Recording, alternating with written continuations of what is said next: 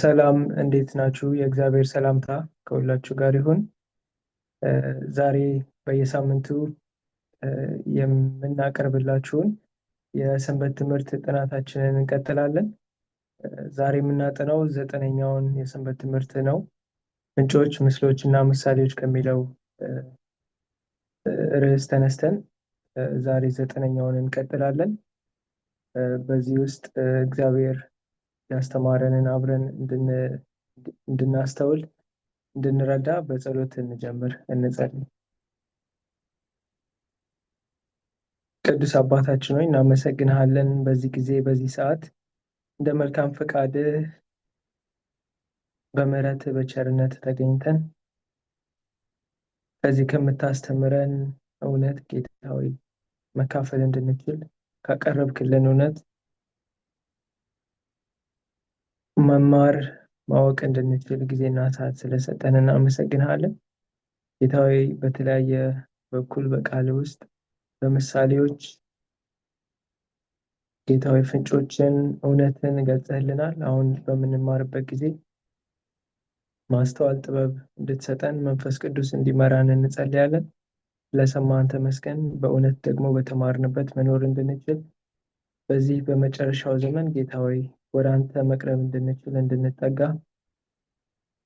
ነገሮችን መንገዶችን እንድናውቅና እንድንሄድ እንደ ቃልህ እንድትረዳን እንጸልያለን። ስለሰጠህን ኢየሱስ ስለሰጠህን ትምህርት እውነት እናመሰግንሃለን።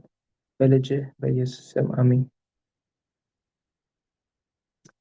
እሺ፣ ዛሬ እንግዲህ የምናጠናው 9ኛውን የሰንበት ትምህርታችን ፍንጮች፣ ምሳሌዎች እና ምስሎች እና ምሳሌዎች ከሚለው ተነስተን ነው የምንሄደው።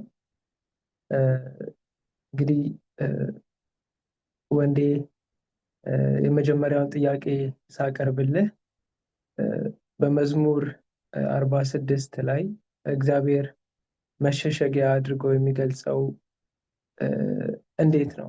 ለእኛ በዚህ ዘመን በዚህ ጊዜ እንዴት ነው በቃሉ ውስጥ እግዚአብሔርን መሸሸጊያ አድርገን የምናይበት?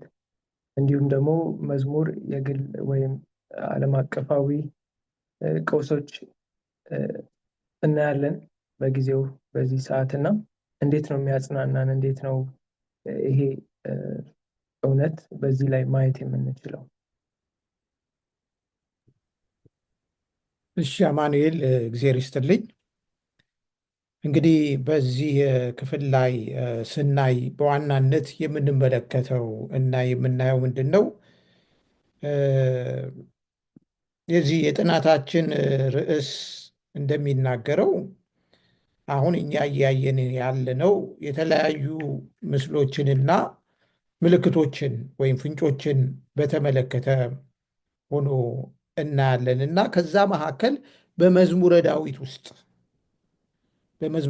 ውስጥ እንዴት ነው እነዚህ ፍንጮች፣ ምስሎች እየተተረኩ ወይም እየተገለጹ ያሉት የሚለውን ነው። እንግዲህ ባለፈው ሳምንት ሌሎች ወንድሞች አቅርበውልን ነበረ። በዚህ ሳምንት ደግሞ እንግዲህ አሁን አንተ ጥያቄዎቹን ይዘህልኝ ቀርበሃልና ያንን በተመለከተ ነው። አሁን አንተ እንዳነሳኸው መዝሙር 46 ላይ በጣም ብዙ የሚናገራቸው ነገሮች አሉ። ይህንን በሚመለከት እንግዲህ ሁሉንም ላነበው አልችልም ከጊዜ አኳያ። ነገር ግን አለፍ አለፍ እያለን ብንመለከተው የምንማርባቸው ነገሮች እንዳሉ አምናለሁ። ስለዚህ ከምንማርባቸው ነገሮች አኳያ ላነብ እፈልጋለሁ ከመጽሐፍ ቅዱስ መዝሙር 46 ከቁጥር 1 ጀምሮ ሙሉ ቁጥሮቹን ብናነብ ነው እንግዲህ ይህንን በተመለከተ የሚነግረንን የምናገኘው። የመጀመሪያው ቁጥር ምን ይለናል? አምላካችን መጠጊያችንና ኃይላችን ባገኘንም ትልቅ መከራ ረዳታችን ነው። ስለዚህ ምድር ብትነዋወጥ ተራሮችም ወደ ባህር ልብ ቢወሰዱ አንፈራም። ውኆቻቸው ጮኹ ተናወጡ፣ ተራሮችም ከኃይሉ የተነሳ ተናወጡ። የወንዝ ፈሳሾች የእግዚአብሔርን ከተማ ደስ ያሰኛሉ። ልዑል ማደሪያውን ቀደሰ። እግዚአብሔር በመካከሏ ነው፣ አትናወጥም። እግዚአብሔርም ፈጥኖ ይረዳታል። አሕዛብ ተናወጡ፣ መንግስታትም ተመለሱ። እርሱ ቃልን ሰጠ፣ ምድርም ተንቀጠቀጠች። ይቀጥላል እስከ መጨረሻ ድረስ ሄደን ብናነበው። በአጠቃላይ የዚህ መዝሙር መልእክት ምንድን ነው ካልን የዚህ መዝሙር መልእክት እግዚአብሔር በምንም አይነት ሁኔታ ውስጥ እንሁን የማይናወጥ መጠጊያ፣ መሸሸጊያ፣ አምባ መሆኑን ነው የሚነግረን።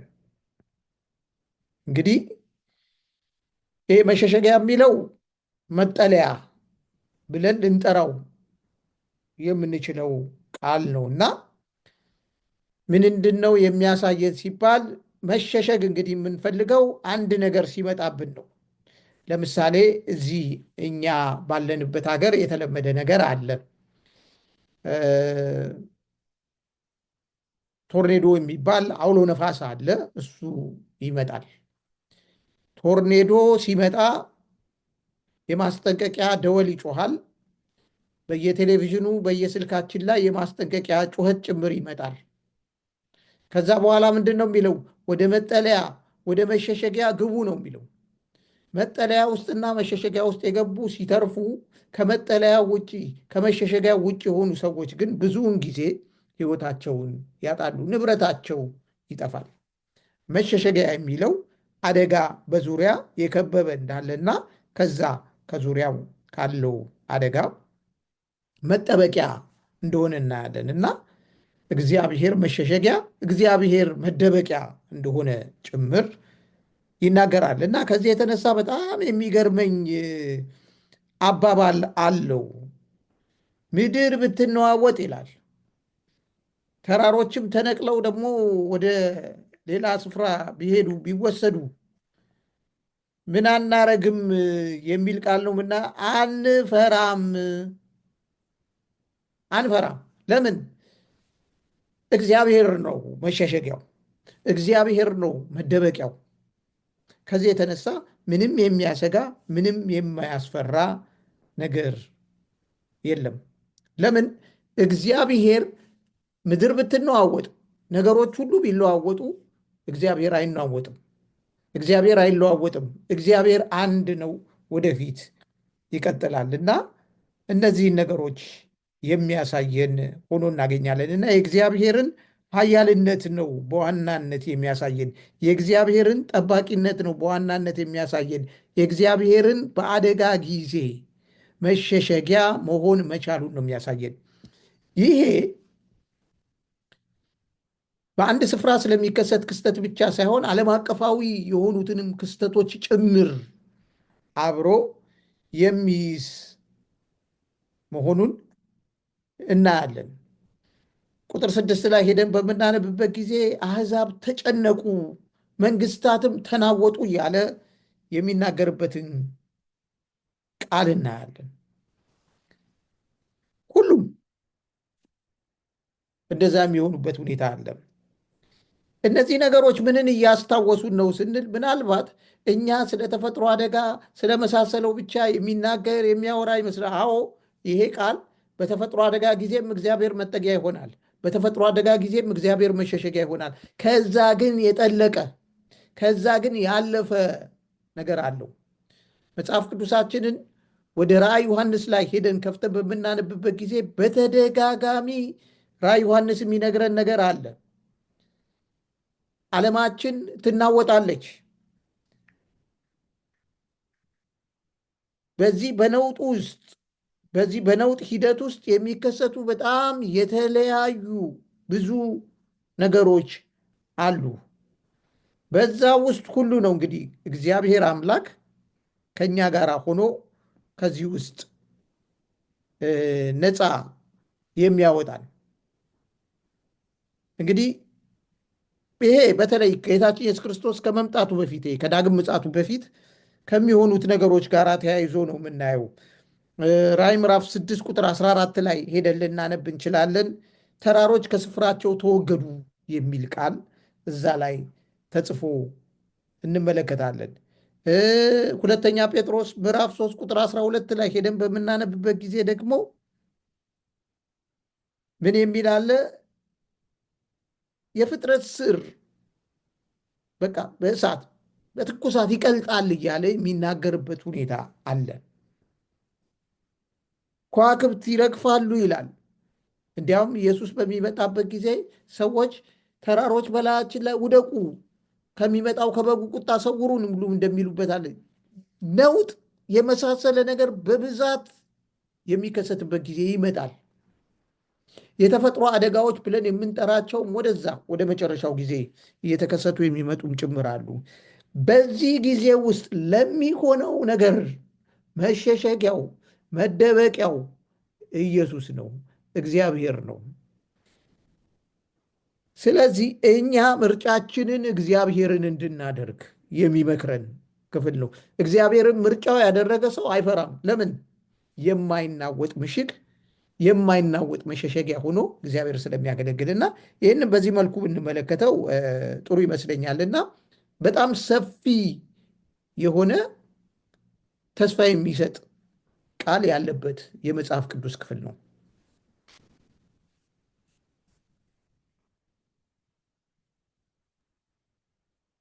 እሺ ወንዴ፣ እግዚአብሔር ይባርክ፣ እናመሰግናለን። እውነት ነው።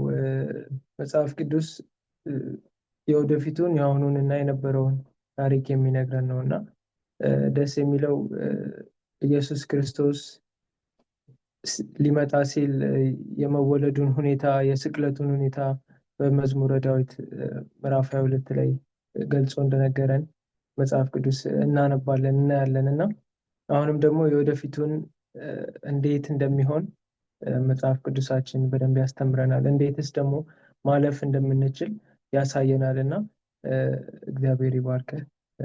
እናመሰግናለን እግዚአብሔርን ስለዚህ እውነት።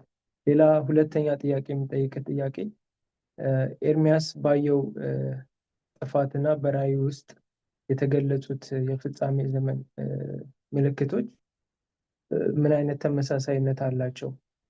እንዲሁም ደግሞ አዲሱ ሰማይና አዲሱ ምድር ተስፋ አሁን ባለው የዓለም ክስተት ውስጥ ለእኛ እንዴት አድርገን ነው ይህንን የምንመለከተው? እንዴት አድርገን ማየት እንችላለን?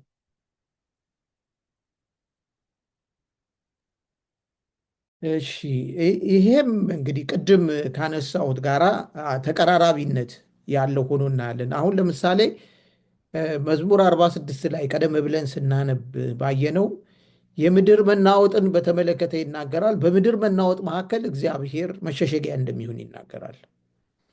ይሄ ተስፋ አሁን የመሬት መንቀጥቀጥ የመሳሰለ ነገር ሲመጣም ይሆነናል። ከዛ ባለፈው ሁኔታ ጌታችን ኢየሱስ ክርስቶስ ዳግም ከመምጣቱ በፊት በሚሆነው የመጨረሻው የመከራ ሂደት ውስጥ ስናልፍ እግዚአብሔር የሚረዳን መሆኑን ይገልጽልናል። ኤርሚያስ ላይ ያለው ላይ ሄደን ስናይ ኤርሚያስ ምዕራፍ 4 ከቁጥር 23 ጀምሮ እስከ 26 ድረስ ያለውን ልናነብ እንችላለን። እሱ በተለይ ስለ መጨረሻው ጊዜ ስለ ፍርዱ የሚናገራቸው ነገሮች አሉ። እነዛ የሚናገራቸው ነገሮች ስለ ፍጻሜ ጊዜ እየተናገረ እንደሆነ፣ ስለ ፍርድ ጊዜ እየተናገረ እንደሆነ ምንም የሚያከራክር ነገር የለውም። ለምሳሌ ቁጥር 23ን መውሰድ እንችላለን። ስለ ምድር ምን ብሎ ይናገራል? ምድርን አየው፣ ቅርጽና ባዶ ነበረች፣ ሰማያትም ብርሃን አልነበራቸውም ይላል።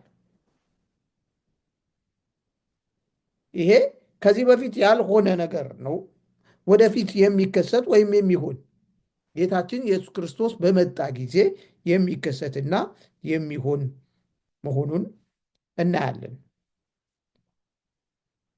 እንግዲህ ምድር ባድማ ትሆናለች፣ ተራሮች ፈራርሰው የምናይበት ሁኔታ ይኖራል። እዚሁ ላይ እንደሚነግረኝ አዕዋፋት ሁሉ ሸሽተዋል ነው የሚለው።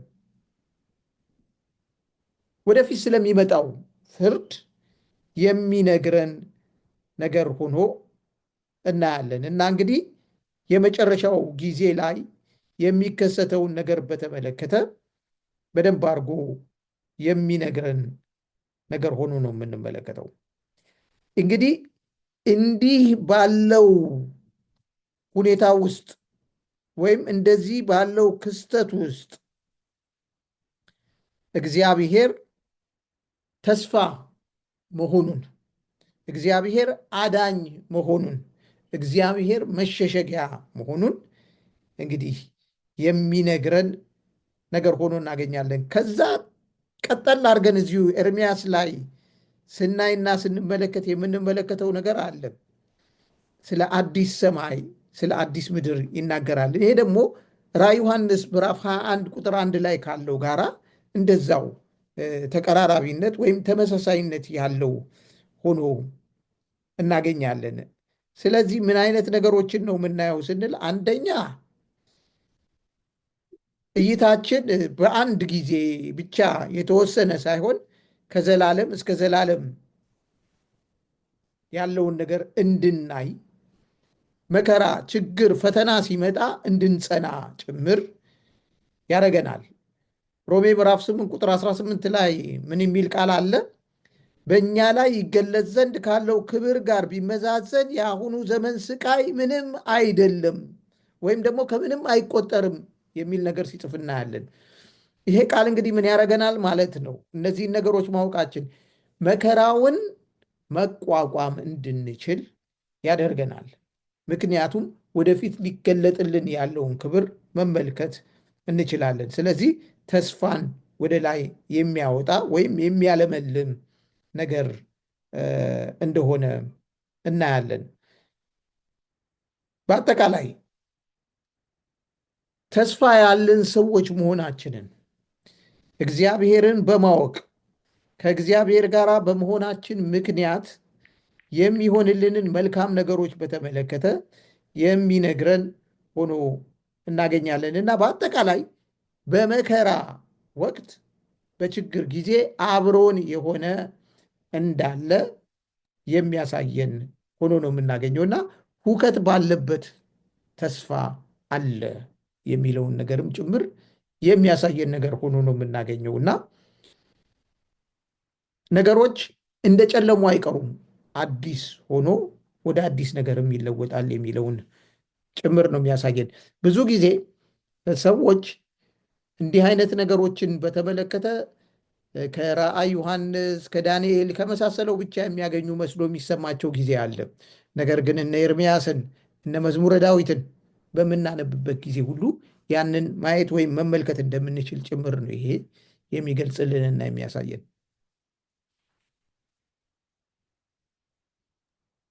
እሺ ወንዴ፣ እግዚአብሔር ይባርክ፣ እናመሰግናለን። እውነት ነው። መዝሙረ ዳዊት በሚገርም ሁኔታ የእግዚአብሔርን ፍጻሜና የወደፊቱን ነገር የሚገልጽልን እንደሆነ እኔም ተምሬያለሁ። እሺ ወደ ሌላኛው ጥያቄ ሲሄድ መዝሙር 47 ላይ አምላክ በምድራዊ መንግስታት ላይ ስላለው ስልጣን ያስተምረናል።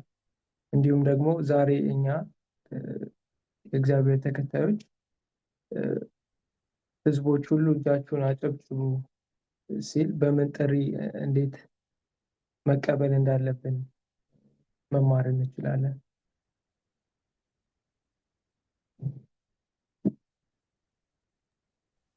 እሺ እንግዲህ ይሄ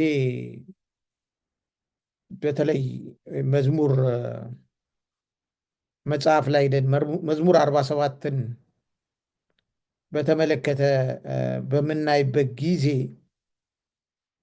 የሚያስተምረንን ነገር በደንብ አድርገን ልናይ እንችላለን።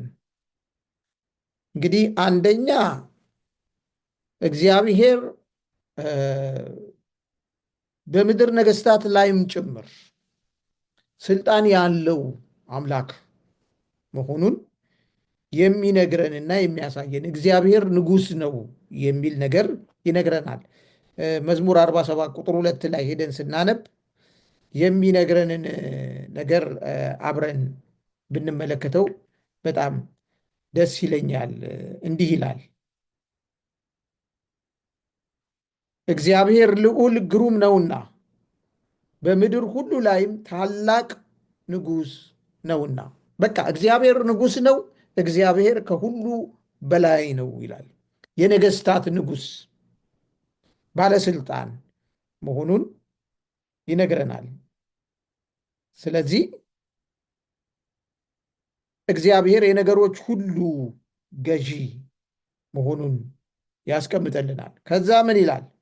ቁጥር 3 አሕዛብን ከእኛ በታች ወገኖችንም ከእግራችን በታች አስገዛልን የሚል ቃል ይናገራል። ይሄ በተለይ እግዚአብሔር የታሪክ ባለቤት መሆኑን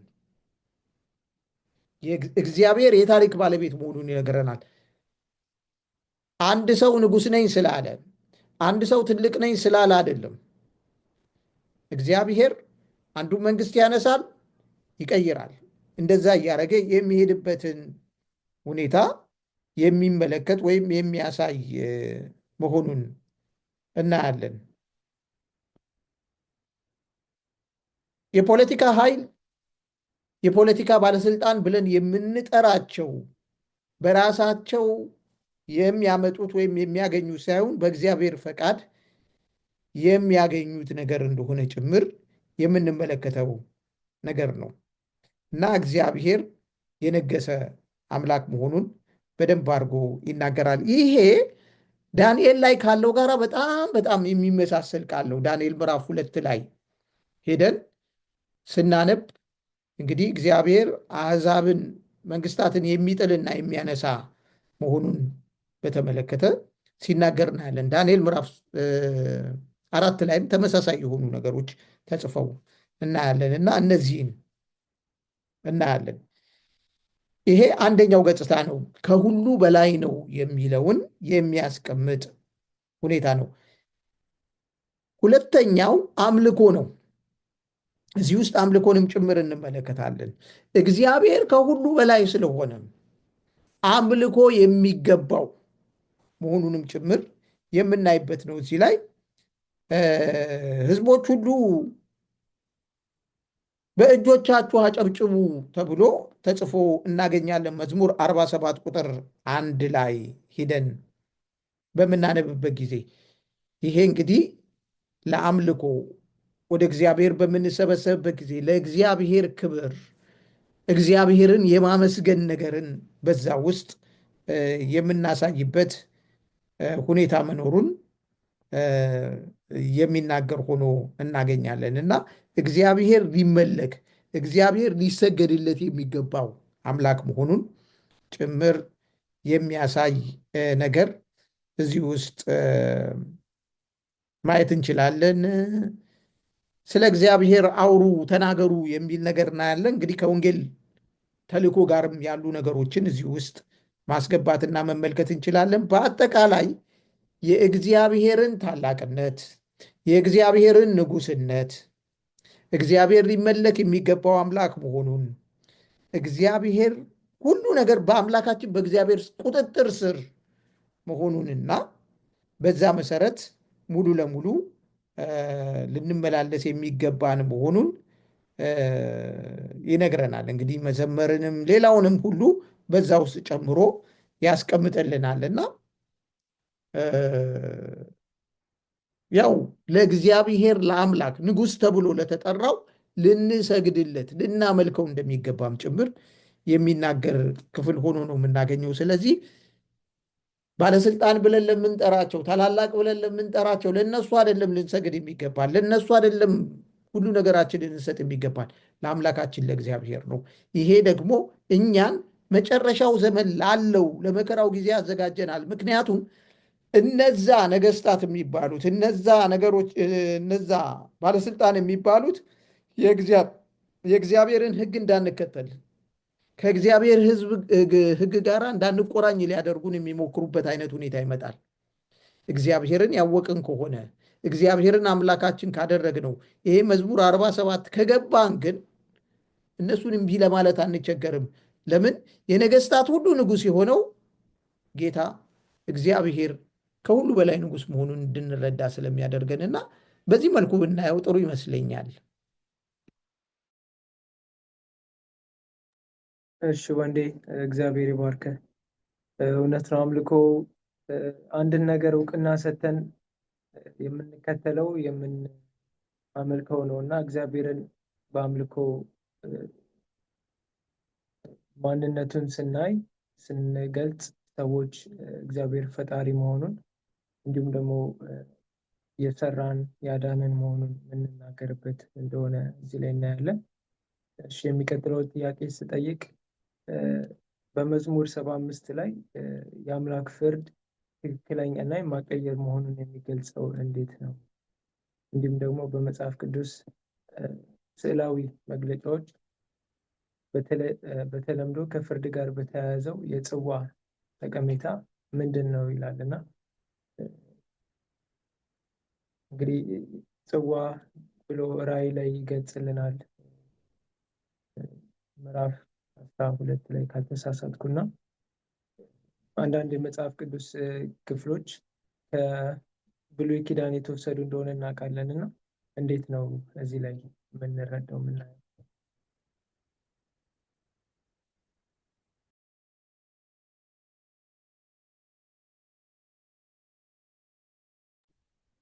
እሺ እንግዲህ ይህንን በተመለከተም እንየው መዝሙር 75 መዝሙር 75ም ስለ እግዚአብሔር ፍርድ በትክክል ይናገራል። የእግዚአብሔር ፍርድ የማይቀር መሆኑን ይናገራል። እንግዲህ ቁጥር 7ን ሄጄ ላንብበው። ቁጥር 7 ምን ይለናል? እግዚአብሔር ፈራጅ ነውና ይህን ያዋርዳል ይህንንም ያከብራል በማለት ሲናገር እናያለን። ቁጥር 2 ላይ ደግሞ ጊዜውን ስበቀል እኔ በቅን እፈርዳለሁ የሚል ቃልም እናያለን እና እግዚአብሔር ፈራጅ ነው። የእግዚአብሔር ፍርድ ቅን ነው፣ ፍትህን የተሞላ ነው። በፍትሐዊነትና በቅንነት እግዚአብሔር ፍርዱን ይሰጣል። አድሎ የሚባል ነገር የለውም። ይሄ ደግሞ በፍጹም የማይቀር ሆኖ እናያለን። ይሄ ራእይ ላይ ካለው ጋራ በጣም ተቀራራቢ ሆኖ እናገኘዋለን። ራእይ ዮሐንስ ላይ ሄደን በምናነብበት ጊዜ ሳይቀላቀል ከተዘጋጀው ጽዋ ጠጡ ብሎ የሚናገርበት ሁኔታ አለ። ስለዚህ ከዛ ጋር አብሮ ይቅርታ እንትን የምንለው ነገር ነው። እስቲ ላንብበው። ቁጥር 8ን አነባለሁ። ጽዋ በእግዚአብሔር እጅ ነውና ያልተቀላቀለ የወይን ጠጅ ሞላበት። ከዚህ ወዲያ አገላብጠው፣ ነገር ግን አተላው አልፈሰሰም። የምድር ኃጢአተኞች ሁሉ ይጠጡታል በማለት ይናገራል እና ምንድነው አሁን እዚህ ላይ የምንመለከተውና የምናየው ካልን እንግዲህ ራእይ ዮሐንስ ላይ ሄደን ሳይቀላቀል ከተዘጋጀው ከበቁ ቁጣ ወይን ጠጅ ጠጡ እያለ ይነግረናል። ይህንን በተደጋጋሚ የራእይ መጽሐፍ ላይ ይነግረናል። ያንን እናያለንና ይሄ የእግዚአብሔርን ፍርድ የሚያሳይ እግዚአብሔር ፍርዱን በሚፈርድበት ጊዜ አሁን እንግዲህ ያለነው በምህረት ጊዜ ነው። አሁን እግዚአብሔር እየጠበቀን ነው። አሁን እግዚአብሔር እጁን እየዘረጋልን ነው። ያኔ ፍርዱ ጊዜ በሚመጣ ጊዜ ግን እምቢ ላሉ ሰዎች፣ ይህንን ምህረት አልቀበልም ላሉ ሰዎች ጽዋው ሳይቀላቀል የተዘጋጀው ምህረት የሌለበቱ እሱን የሚጎነጩበት ጊዜ እንደሚመጣ የሚያሳየንና የሚነግረን ሆኖ እናገኛለን። ስለዚህ የመዝሙር መጽሐፍ ራእይ ዮሐንስ ላይ ያለውን ነገር በተመለከተ እየነገረን ነው። በመጨረሻው ጊዜ እግዚአብሔር ፈራጅ ነው፣ ፍርድ አይቀርም፣ ፍርድ አለ የሚለውን ነገር እያረጋገጠልን ሆኖ እናያለን። ይሄ ልንረሳው የማይገባ ነገር ነው። እንግዲህ ይህንን ነገር ኤርምያስ 25 ቁጥር 15 ላይ ሄደን ብናነብ እንመለከታለን።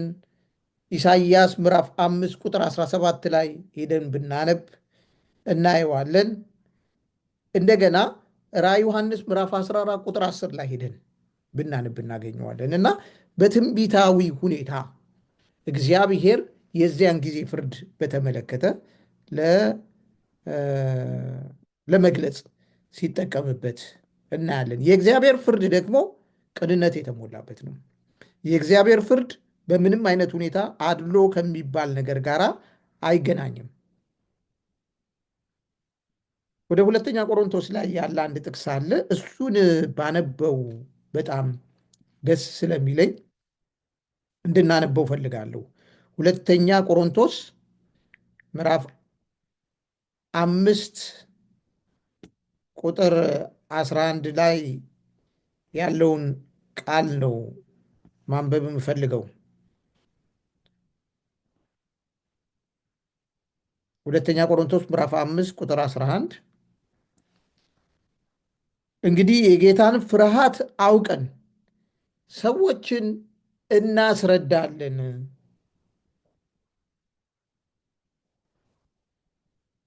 ለእግዚአብሔር ግን የተገለጥን ነን፣ በሕሊናችሁም ደግሞ የተገለጥን እንደሆንን ተስፋ አደርጋለሁ ይላል። ይህንን ቃል ሲናገር የተናገረበት ምክንያት አለው። ምክንያቱ ምንድን ነው ሲል እኛ የተገለጥን ነን እያለ ነው የሚናገረው። ለምን?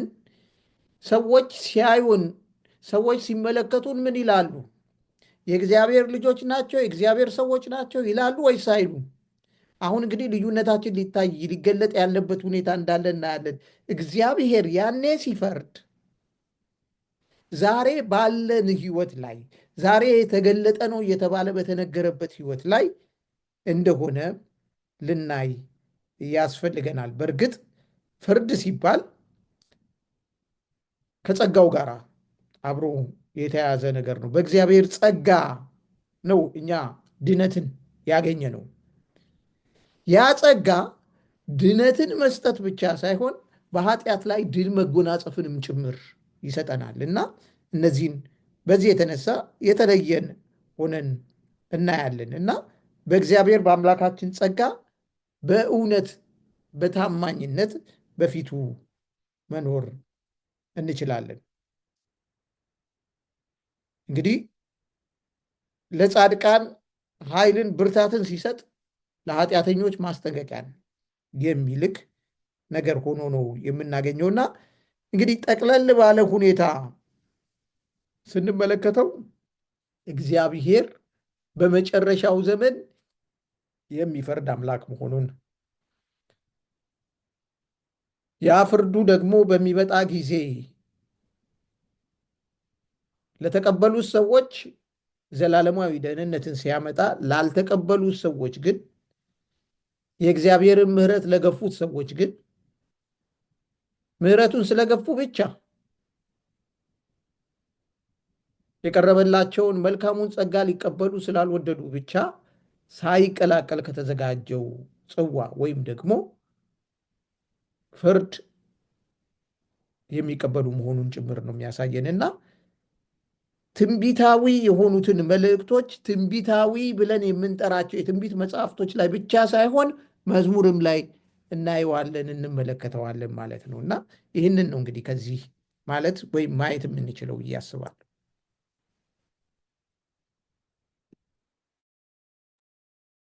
እሺ ወንዴ፣ ጌታ ይባርክ። አንድ ጥቅስ ላንብብ እዚሁ ላይ ቁጥር 6 እና 7 ላንብብ። መዝሙር 75 ላይ ክብር ከምስራቅ ወይም ከምዕራብ የለም ወይም ከምድረ በዳ የለምና እግዚአብሔር ፈራጅ ነውና ይህን ያዋርዳል ይህንም ያከብራል ይላልና እንዳልከው እውነት ነው። ጌታ ቅን ፈራጅ ነው። ከየትም ቦታ ፍርድ የለም፣ ፈራጅ እግዚአብሔር ብቻ እንደሆነ መዝሙረ ዳዊት መጽሐፍ ቅዱሳችን ይነግረናልና እግዚአብሔር ይመስገን። የመጨረሻ ጥያቄ የምጠይቀህ በመዝሙር 67 ላይ ያለ ነው እና ከዛ ላይ የተነሳ ጥያቄ ነው። መዝሙር 67 ላይ የእግዚአብሔር በረከቶች ማዳኑን በአሕዛብ ሁሉ ዘንድ ከማስታወቅ ተልእኮ ጋር የሚያገናኘው እንዴት ነው? እንዲሁም ደግሞ ሕይወታችን የእግዚአብሔርን ምሕረትና ፍትህ ለሌሎች የሚያንጸባርቅ በምን መንገድ ነው ይላልና እንዴት ነው ሕይወታችን ማሳየት የምንችለው? በሕይወታችን ይቅርታ፣ እንዲሁም ደግሞ የእግዚአብሔር በረከቶች ማዳኑን በአሕዛብ ሁሉ ዘንድ ከማስታወቅ ተልእኮ ጋር የሚያገናኘው እንዴት ነው ይላል ይህ ምዕራፍ። እሺ እንግዲህ መዝሙር 67 በተለይ የእግዚአብሔርን በረከቶች በተመለከተ ነው የሚናገረው እና ያንን በረከት እኛም ለሌሎች መንገር ያለብን መሆኑን ነው የሚያሳየን። እዚህ ላይ እንግዲህ ደረጃ በደረጃ ልናያቸው እንችላለን። ቁጥር 1 እና 2 ብናነብ እግዚአብሔር ይማረን ይባርከንም፣ ፊቱም በላያችን ያብራ፣ በአሕዛብም ሁሉ መካከል ማዳንህን መንገድህንም በምድር እናውቅ ዘንድ። አሁን እንግዲህ ፊቱን እግዚአብሔር ያብራልን የሚል ነገር ነው የምናየው እና የእግዚአብሔርን በረከት በተመለከተ ነው እዚህ ጋር ሲናገር የምናየው። በነገራችን ላይ እዚህ ጋር ይማረን ይባርከንም ፊቱን በላያችን ያብራ የሚለው ሊቀ ካህኑ በብሉይ ኪዳን መቅደስ ውስጥ ገብቶ የማስተስረያውን ስራውን ሰርቶ ጨርሶ ሲወጣ ከሚባርክበት ቃል ጋራ ተመሳሳይ ነው። ይህ ዘውልቅ ምዕራፍ 6 ላይ ሄደን ቁጥር 24 እስከ 26 ስናነብ ልንመለከተው የምንችለው ነገር ሆኖ እናገኛለን እና የበረከትን ነገር በተመለከተ ነው የሚያመጣው። ከዛም በረከትን ብቻ አይደለም እዚህ ላይ የምናየው፣ ስለ እግዚአብሔር ለሌሎች መንገርን፣ ስለ እግዚአብሔር ለሌሎች ማወጅንም ጭምር በውስጡ ይዞ ይናገራል። አሁን ቁጥር 2 ላይ የሚነግረን በአሕዛብ ሁሉ መካከል ማዳንህን መንገድህንም በምድር እናውቅ ዘንድ። አቤቱ አሕዛብ ያመስግኑ፣ አሕዛብ ሁሉ ያመስግኑ እያለ ሲናገር እናያለን። አሕዛብ እንዴት ነው እግዚአብሔርን ሊያመሰግኑት የሚችሉ? ስለ እግዚአብሔር እኮ አያውቁም። ስለ እግዚአብሔር እኮ አልሰሙም። ስለ እግዚአብሔር እንዲያውቁና እንዲሰሙ ይህንን የእግዚአብሔርን ማዳን፣ የእግዚአብሔርን ቸርነት፣ የእግዚአብሔርን በጎነት እኛንን የምንወስድላቸው፣ እኛንን የምንነግራቸው። አዲስ ኪዳን ላይ ብቻ ይመስለናል ሂዱና ውጡና ተናገሩ፣ ሂዱና ውጡና ስበኩ የተባል ነው። አይደለም። መልእክቱን የማድረስ ኃላፊነት ያለብን ሰዎች መሆናችንንም ጭምር እዚህ ላይ እያመለከተንና እያሳየን ሆኖ እናገኛለን። አዲስ ኪዳን ላይ ይነግረናል። የመጨረሻው ክስተት ላይም በተመለከተ በምንሄድበት ጊዜ የሦስቱ መልአክ መልእክት ተብሎ የተጠራውን በተመለከተ ስናይ ራዕየ ዮሐንስ ላይ እንደዛ ሆኖ መልእክት ተይዞ ሲወጣ ለሌሎች መልእክቱ ሲነገርና ሲሰበክ የምናይበት ሁኔታ አለ። ስለዚህ የእግዚአብሔር ዓላማ አማኝ የሆኑትን ሰዎች ሊፈርድላቸው ሊያድናቸው ብቻ ሳይሆን አማኝ ያልሆኑትም ሰዎች ስለ እሱ አውቀው ለእነሱም ጭምር መልካም ፍርድን ሊፈርድ የሚፈልግ መሆኑን እንዲያውቁ ነው። ቁጥር 4 ላንብበው። መዝሙር 67 ቁጥር 4 ለአሕዛብ በቅን ትፈርድላቸዋለህና አሕዛብንም በምድር ላይ ትመራለህና አሕዛብ ደስ ይበላቸው ሐሴትም ያድርጉ። አቤቱ አሕዛብ ያመስግኑ፣ አሕዛብ ሁሉ ያመስግኑ፣ ለእነሱም ጭምር ነህ እያለው ነው። ለአሕዛብም ዛሬ እግዚአብሔርን ላላወቁም እኛ ልንነግራቸው ይገባል። ለምን? እግዚአብሔር ይመራል። እግዚአብሔር ይመራል የምለውን ስነ እሺ ይምራን ብለው ወደ እግዚአብሔር ሲመጡ እግዚአብሔር ወደ ትክክለኛው መንገድ የሚመራቸው ነገሮችን ሁሉ የሚያሳያቸው ስለሚሆን ከዛ ጋር ጭምር ሆነን የምናይበት ሁኔታ አለ። ስለዚህ ቅን ፈራጅ መሆኑን የሚመራ መሆኑን ለአሕዛብም ጭምር የሚጨነቅና የሚያስብ መሆኑን በተመለከተ ይነግረናል። ስለዚህ ይሄ በረከትን በተመለከተ እግዚአብሔር ምድርን በውስጧ የሚኖሩትን በሙሉ ለመባረክ ቁርጠኛ መሆኑን በተመለከተ የሚነግረን ነገር ነው። በረከቱ ላንተ ደርሶሃል፣ ለእኔ ደርሶኛል፣ ለሌሎቹስ? እኔና እናንተ ይህንን የበረከት ምንጭ የሆነውን እግዚአብሔርን ሌሎች እንዲያውቁት ካላደረግን ሊመራቸው ሲነሳ የሚመራቸው እግዚአብሔር እንዳለና ሊከተሉት እንደሚገባ ካላወቁ ይህንን የተዘጋጀላቸውን በረከት እንዴት አድርገው ያገኛሉ? ይሄ በረከት ብዙ ጊዜ ብዙዎቻችን አሁን ባለንበት ጊዜ በምድር ላይ ስለምናገኘው በረከት ብቻ የሚያወራ ይመስለናል። አዎ እግዚአብሔር በዚህ ምድር ላይ ያለንም ይባርከናል። ግን ትልቁና ዋናው በረከት በመጨረሻው ዘመን ጌታችን ኢየሱስ ክርስቶስ ዳግመኛ በሚመጣበት ጊዜ በፍርዱ ሰዓት የዘላለም ሕይወትን የማግኘት በረከት ነው። ለዘላለም ሞት የሚባለውን ነገር የማምለጥ በረከትም ጭምር ነው እና ይሄንን ጭምር ነው የሚነግረን። እግዚአብሔር አምላካችን ይባርከናል በማለት ይነግረናል። ስለዚህ ያንንም እናያለን።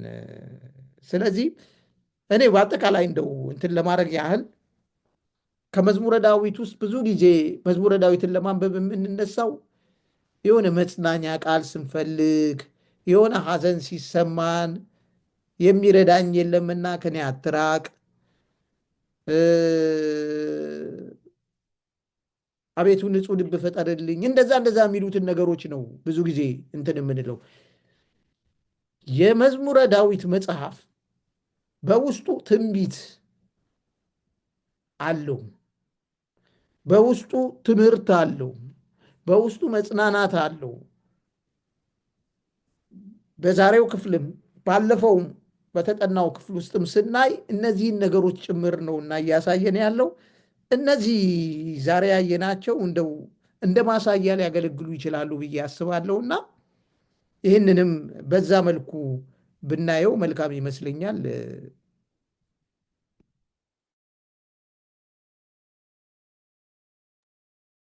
እሺ ወንዴ፣ እግዚአብሔር ይባርክህ። በጣም ደስ የሚል ትምህርት ነው። በዚህ በመዝሙረ ዳዊት ውስጥ የምናየው ነገር አሁን እንዳየነው መመስከር መናገር እንዳለብን እናያለን እና ካልመሰከርን ካልተናገርን ጳውሎስ ሮሜ ምዕራፍ 10 ላይ እንደሚናገረው ካልተነገራቸው ከየት ይሰማሉ? ሰምተውም ደግሞ ለማመን ሰው መስማት አለበትና የእግዚአብሔር ቃል ሰምቶ ለማመን የእግዚአብሔር ቃል የሚናገር ሰው ያስፈልጋል እና ያንን ሰምተው እውነቱን እንዲያውቁ መናገር እንዳለብን እዚህ ላይ እንማራለን። እኔ በመዝሙረ ዳዊት ላይ እዚህ እንደተማርኩት አንተ እንዳልከው የጸሎት የምስጋና እንዴት የመዘመር እንደምንችል እነዚህ ነገሮች ነው በብዛት መዝሙረ ዳዊት ላይ የምናያቸው የምንሰማቸው። ግን አሁን በደንብ ጠልቀን ስናይ የወደፊቱን የሚናገር እውነተኛ ፈራጅ፣ ትንቢትን የሚናገር ፍጻሜን የሚናገር ትምህርት እና መጽሐፍ እንደሆነ እዚህ ላይ እናያለን እና ስለዚህ ነገር እግዚአብሔር ይመስገን። መጽሐፍ ቅዱስ እንግዲህ ሁሉን ነገር ያጠቃለለ እንደሆነ በዚህ ውስጥ እናያለን እና ስለነበረን ጊዜ እግዚአብሔር እናመሰግናለን።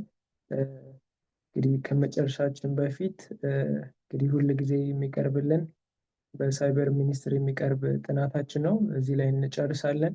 እኔ አማኑኤል አዳነ እንዲሁም ደግሞ ወንድማችን ወንደሰን ማሩ አብረን ከሁላችሁ ጋር ነበርን። ስለነበረን ጊዜ እናመሰግናለን። በመጨረሻ እንጸልይና ወንደሰን ትጸልይልና እንጨርሳለን፣ እንዘጋለን።